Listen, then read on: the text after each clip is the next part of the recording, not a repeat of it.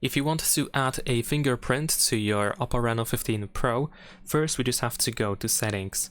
Next, in Settings, search for Security and Privacy, and after that we're gonna go to the Device Unlock. Now over here in the Device Unlock, we should be able to find Face and Fingerprint Unlock.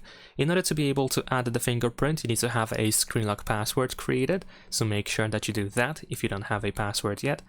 And then we can choose fingerprint and agree to the statement of use. Enter your screen lock password, then we can press add now, and now we can touch with our finger on this sensor over here, and then lift your finger.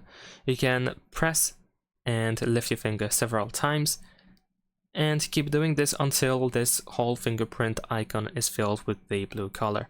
Of course, you want to scan your finger from every angle, so that in the future you don't have any issues with unlocking your phone. So try to scan as much of your finger as possible. There we go. You can also use these tips that sometimes appear at the top. There we go. And soon after that we should be done. Alright. Once you are done, you can just use this down button in order to continue, or you can add another fingerprint if that's what you want. So let's tap on done, and that is pretty much it. Leave a like and subscribe.